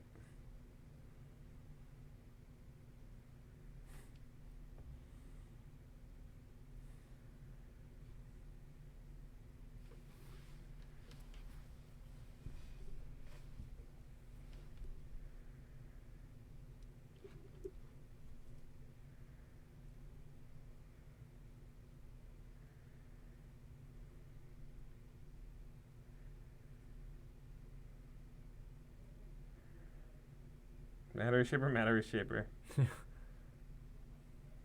Double. Yeah, you got it. Yeah, and that's. Okay, and then And that's the Joshua will game. concede.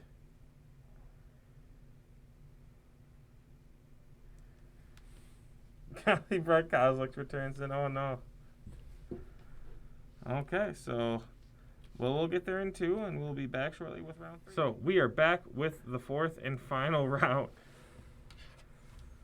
Whew. We have Will on Eldrazi Tron again, and then Nick on Soul Sisters. Soul Sisters. Yes, oh yes. This is a deck that I am very familiar with because I have played against it so many times. Basically, gain a lot of life really quickly and Yep. don't let your opponent do anything. Yep, that's the goal. Mm-hmm. It sure is.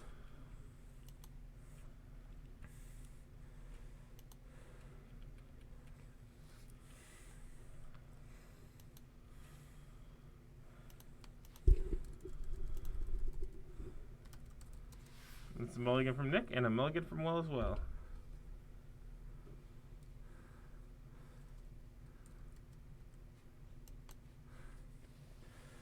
Whew.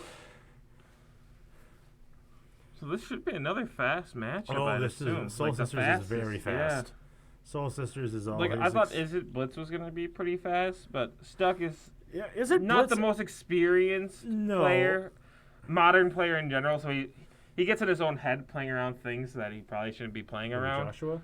Yeah. Joshua Stuck. Yep. Apologies. But so that took a minute. But I've seen Nick play Soul Sisters multiple times. Will's Yes, super I have confident on too. Tron. Yeah, So I have never beaten Soul Sisters playing humans. I have never beaten it in a match. I've squeaked out games against it, but in terms of matches, no. Never happened. So I think Nick's keeping. Nick's keeping. Looks like I see some Auriok champions. I see a Soul Warden. And I see a Giver.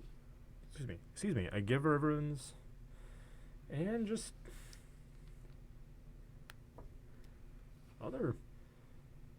other life gain cards. Other degenerate life gain cards, yes, There we go. absolutely. I'm not biased, I promise. Yeah. Flagstones into Giver.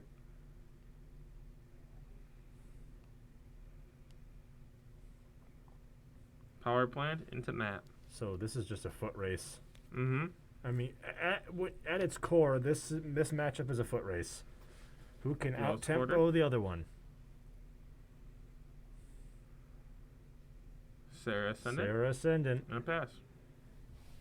That card's really good if you get it out in the first 2 turns. Yeah. Here's a tower and a pass. I'm going to crack this map to find a mine. Just see Martyr. I saw Martyr of the Sands come into play. That's a lot of colorless mana for Nick. That's not the best. No. I mean, he can at least ghost quarter his own flagstone. That's no.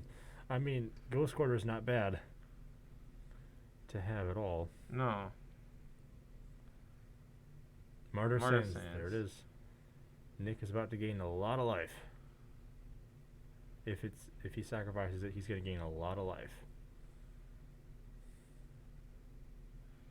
Gonna sacrifice this expedition map. On a blast zone. I like that.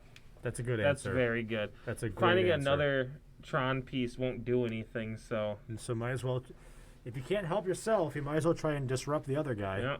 yeah. And especially with something like Soul Sisters, Blast Zone is very good.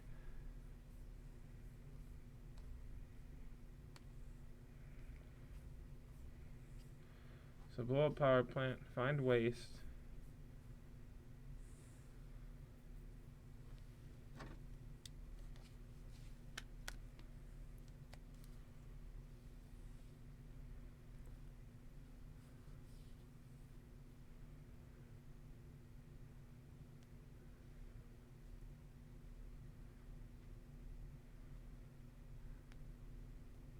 Oh, you already drew. Yep.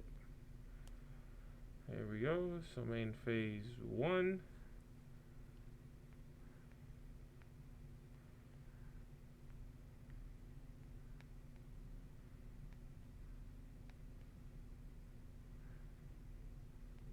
Ooh, I wouldn't play that land. Okay, he does it. Did he not have another Tron piece? He did have a power plant. Weird. But he chooses to go with Tower, plays a Matter Reshaper, and it passes the turn.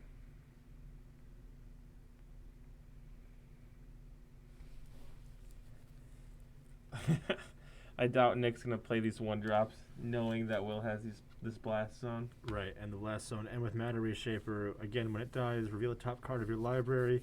You put that. You may put that card into the battlefield if it's a permanent with converted mana cost 3 or less. Otherwise, it goes to your hand.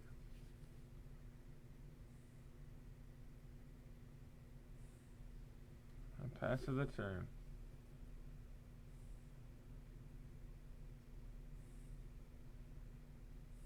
Boy, that blast zone just seems really strong right now. It's Yeah. not even on the board yet. It's already making its presence felt. Exactly. I think it's causing Nick to hesitate a little bit. Thought not. Thought not. No, it is funny, yeah, because he just doesn't have to play the blast zone, and Nick will not play any more 1-drops. Which is really good. Yep. Mar of the Sands getting 6.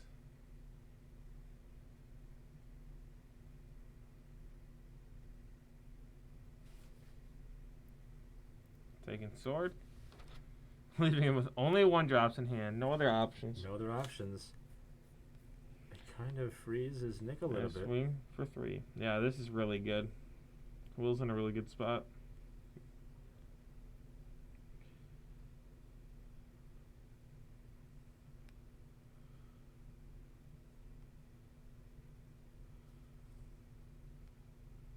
Pass the turn.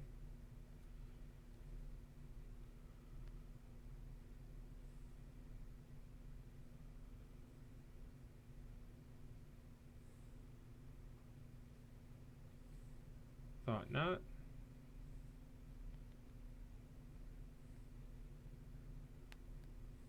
Another 1-drop. Another 1-drop.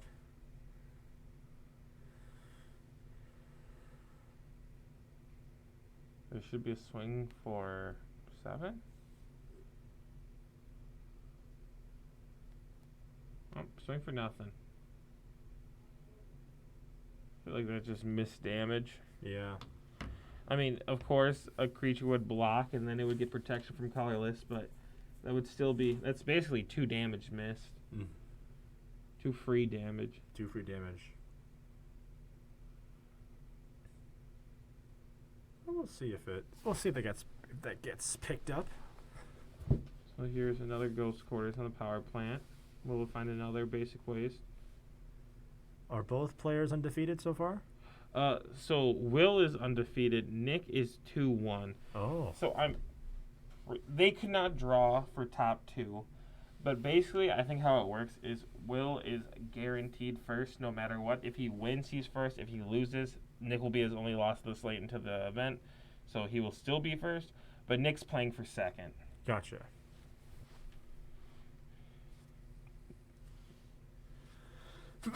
Bless you. Thank you. Thank you. Sneezing. Excuse me. Those winter allergies. No, I'm just allergic to Soul Sisters. Oh, same. It is a swing for 11. Path. Is that Path to Exile? Yeah. That's cool really art. pretty. Yeah, it is. I haven't seen that one from him yet. That art, rather. How many wastes? Okay, I was like, how many wastes does Will actually run? It looks like 2's the answer. I do like Nick's playmat. This is a forest tree dragon.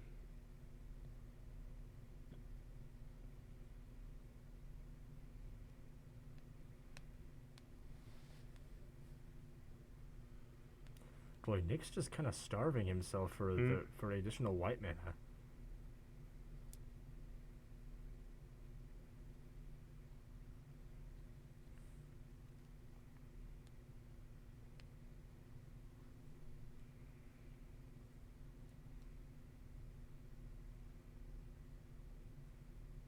Reality Smasher. Swing.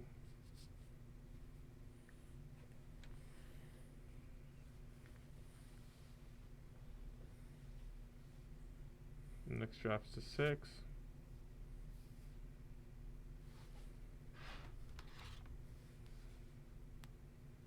Well, looks like Nick finally got his second white source. Yeah, that's it.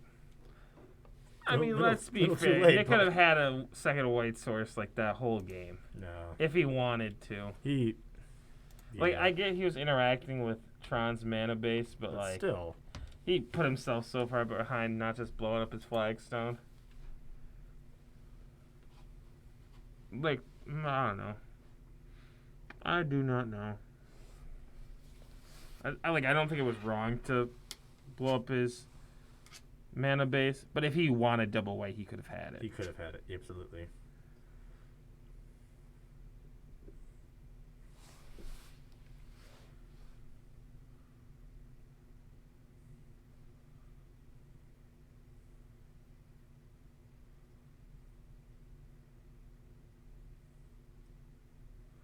What does he bring on the sideboard? It looks like his sideboard's just the Gideon Yeah, I think it really is just free the deck thing, or the spell book.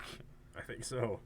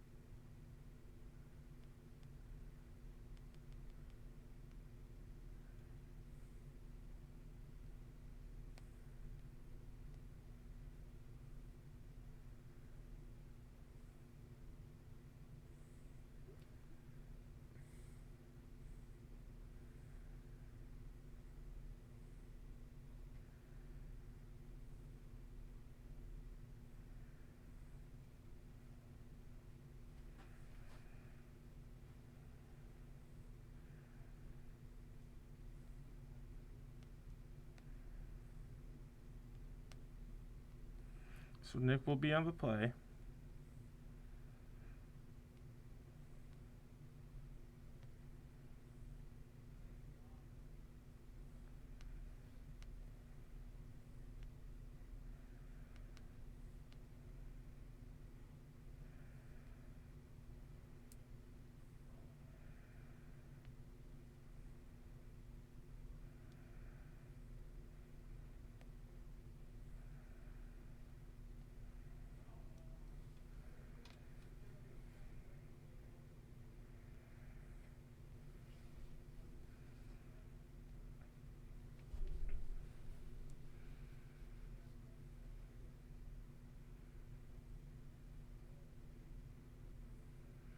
So I believe Nick is taking a mulligan.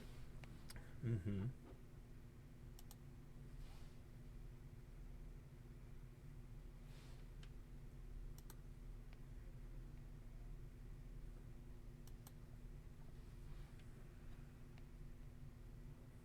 Will be keeping his hand.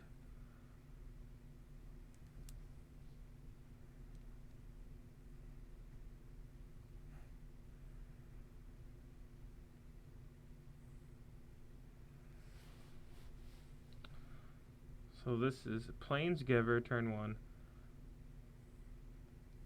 Nick has that Maul of the Skyclaves. I love that equipment. Oh, That's really cool. Eldrazi Temple from Will. all of the Skyclaves. Sarah Ascendant. Nothing else. All of my something else. Ooh, another Temple from Will in hand. Oh, Chalice on 1's pretty disgusting.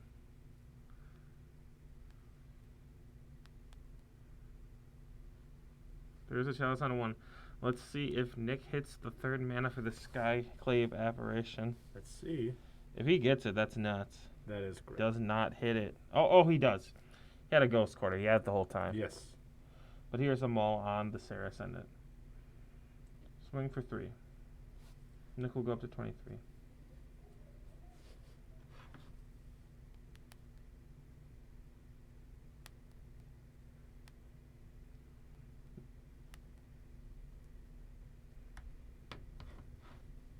Here's a Thought Knot.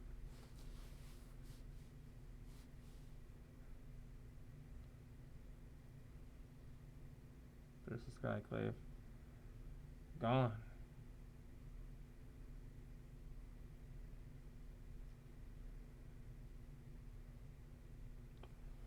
Swing 3.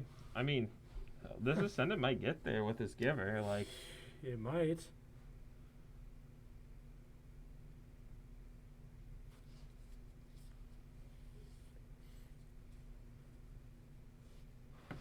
It might. You never know. Ooh, that looks like another Blast Zone in hand from Will. That's rough. Yep.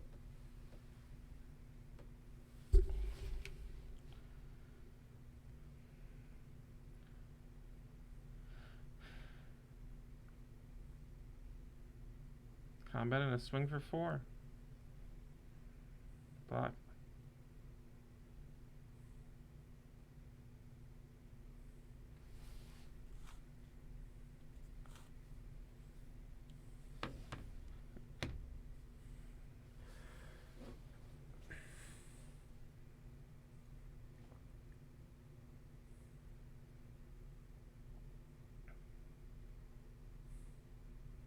This Ascendant might just charge in. Combat, swing 3. Activate Blast Zone.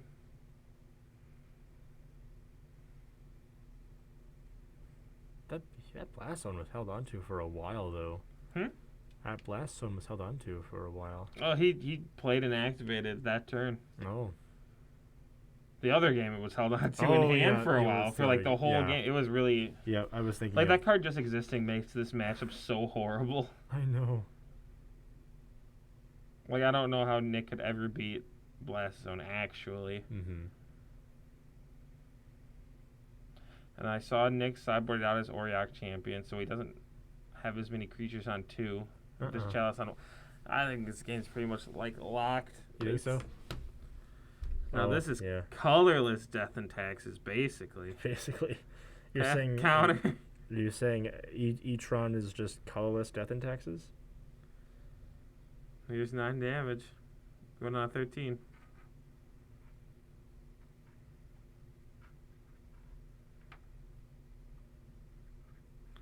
This is probably seal it right here. I don't know anything he could draw. These decks don't play Sell the Wreckage, do they? No, I don't think so. I mean, maybe Nick got crafty and put one in, but I'm not sure. So 9, I down want to to 4. say I've seen one before, but... So if Nick loses, what place does he get? It's either second or third.